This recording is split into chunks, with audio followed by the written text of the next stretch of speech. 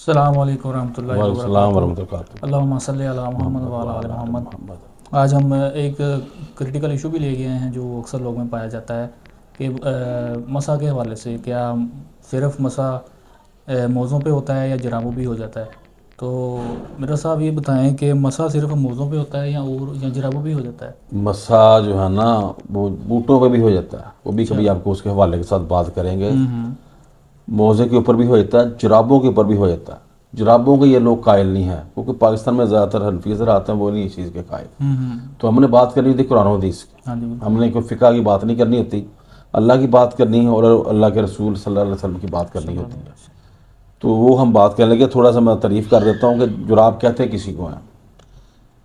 یہ تعریف سن لیں ذرا جراب کی: سوتی، اونی اور کپڑے کی اور موٹی اور پتلی جرابوں کو جرابیں ہی قرار دیا گیا ہے۔ جیسے مرضی ہو، جو چیز چھپوانے والی ہے جس کو پہنی جاتی ہے، چاہے وہ جوتا ہو، چاہے وہ موزہ ہو، چاہے جراب ہو، جراب ہی کہلائی جاتی ہے۔ تو یہ اس چیز کے وہ قائل نہیں ہیں جو حنفی بھائی ہیں۔ تو ان کی میں بتا رہا ہوں ان کی علم میں اضافے کے لیے کہ وہ قرآن و حدیث کے اوپر آئیں، فقہ کو چھوڑیں۔ جو قرآن و حدیث میں چیز مل گئی تو فقہ کی طرف کیوں جانا؟ فقہ کی طرف اس وقت بنا جاتا ہے جو قرآن و حدیث میں کوئی چیز نہیں ملتی، جیسے ہم اس وقت کہہ لیں کہ جہاز ہے، اس میں بیٹھنا جائز ہے کہ نہیں، یہ فقہ میں ہم جائیں گے دیکھیں گے ہاں کہ کیا کرنا چاہیے اب۔ تو یہ میں بتانے لگا ہوں کچھ دائر آپ صلی اللہ علیہ وسلم سے ہم بتانے لگے ہیں۔ ایک حدیث ہے، یہ میں پہلے اس کا حوالہ دے دوں۔ ابو داؤد میں 146 نمبر حدیث ہے اور ابو داؤد میں ہی 134 نمبر بھی ہے۔ مسند احمد میں 277/5، مستدرک حاکم 169/1 اور بہقی 60/1 یہ حوالہ ہو گیا۔ تو میں اب حدیث سناتا ہوں۔ رسول اللہ صلی اللہ علیہ وسلم نے ایک جنگی دستہ بھیجا اور انہیں سردی لگ گئی۔ سردی کا موسم تھا، سردی لگ جاتی ہے۔ پھر جب وہ رسول اللہ صلی اللہ علیہ وسلم کے پاس آئے تو آپ صلی اللہ علیہ وسلم نے انہیں پگڑیاں اور تساہین پاؤں کو گرم کرنے والی چیز کوئی بھی ہو سکتی ہے، جیسے موزے ہیں، جرابیں ہیں، دونوں ہو سکتی ہیں گرم کرنے والی، موزے بھی جرابیں بھی۔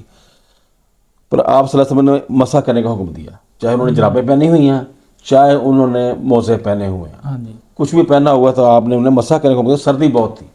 ایک یہ حوالہ ہو گیا۔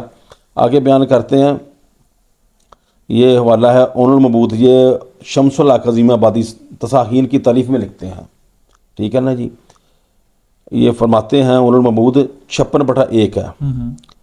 ابن ارسلان اس تساہین کی شرح میں بیان کرتے ہیں کہ اس تساہین کا اصل معنی یہ ہے کہ ہر وہ چیز جس سے پاؤں گرم کیے جائیں تساہین ہے، خواہ وہ خف، بوٹ ہوں یا جرابیں، ان سب کو تساہین کہا جاتا ہے۔ ہاں جی، یہ ہو گیا حوالہ۔ یہ حوالے نوٹ کر لیں آپ بھی، 2 حوالے ہو گئے۔ اچھا جی، یہ ہیں ابو غالب بصری رحم اللہ کہتے ہیں، یہ ہے مصنف ابن ابی شیبہ 1979 نمبر یہ حدیث ہے۔ میں نے سیدنا ابو امامہ رضی اللہ عنہ کو جرابوں پر مسح کرتے دیکھا، ٹھیک ہے جی۔ آگے ایک اور حوالہ ہے، رجا بن ربیہ رضی اللہ عنہ بیان کرتے ہیں، یہ ہے مصنف ابن ابی شیبہ 1987 نمبر ہے۔ میں نے سیدنا برا بن غازب رضی اللہ عنہ کو دیکھا، انہوں نے وضو کیا اور جرابوں پر مسح کیا۔ آگے ایک اور حوالہ ہے، یہ بھی مصنف ابن ابی شیبہ ہے 1990۔ ابو حازم سلمہ بن دینار سیدنا سہل بن سعد رضی اللہ عنہ سے بیان کرتے ہیں،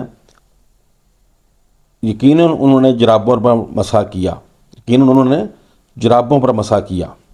یہ ہے مصنف ابن ابی شیبہ 1990 نمبر ہے۔ آگے بھی ہم اس کا پتہ بیان کرتے ہیں، حوالہ ایک اور ہے، حسین بن عبد الرحمن سلمہ رحم اللہ ابراہیم نحی سے بیان کرتے ہیں، یہ مصنف ابن ابی شیبہ 1977 نمبر یہ روایت ہے۔ بلا شبہ وہ ابراہیم نحی جرابوں پر مسح کیا کرتے تھے۔ یہ بھی حوالہ نوٹ کرا دیا۔ تو یہ آپ کو مختصر سامنے بیان کیا، ہم تفصیل میں جائیں تو بڑا لمبا یہ پروگرام ہو جاتا ہے۔ ہم چھوٹے چھوٹے پروگرام جو ہے نا وہ تیار کرتے تھے آپ کو آسانی سے ٹائم کی بچت کیے ہاں جی، بالکل کر کے آپ سن لیں. تشریحوں میں ہم نہیں پڑھتے, ہم نے موٹی موٹی روایت اور اس کا ثبوت جو ہے بیان کر دیا. بالکل ایسے ہی. تو لہٰذا ہمیں قرآن و حدیث کے اوپر دیکھنا چاہیے, نہ کہ فقہ وغیرہ کی طرف دیکھیں. ثبوت مل رہا ہے ہمیں, نبی صلی اللہ علیہ وسلم کی صورت مل رہی ہے.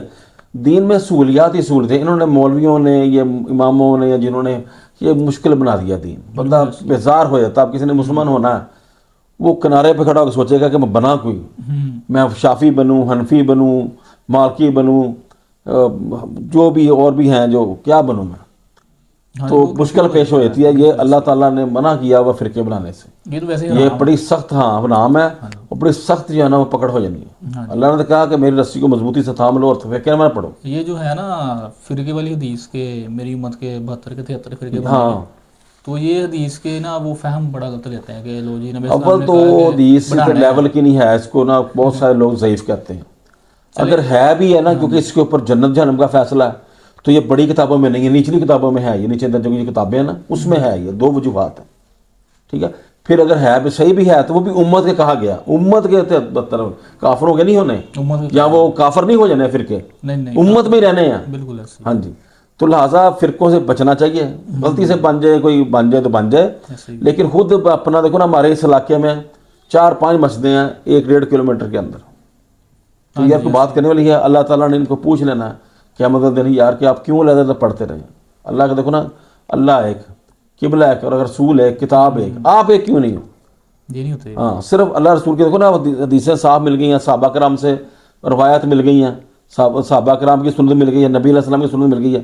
تو دیٹس آل, بالکل اس کو قبول کرنا چاہیے. جی بالکل ایسا آپ صحیح کہہ رہے ہیں. یہی تھا مسا کا مسائل. انشاءاللہ ہم آپ سے اور بھی مسائل ڈسکس کریں گے. آپ ہم سے سوالات بھی کر سکتے ہیں کمنٹ سیکشن میں, تاکہ ہم اس کے جوابات قرآن و سنت کے مطابق دے سکیں آپ کو. یہ جرابوں کے مسئلہ ہے, یہ جرابوں کا مسئلہ ہے, جرابوں کا مسئلہ. تو یہ تھی آج کی شارٹ سی ویڈیو. ملتے ہیں آپ سے اگلی ویڈیو میں. السلام علیکم ورحمۃ اللہ.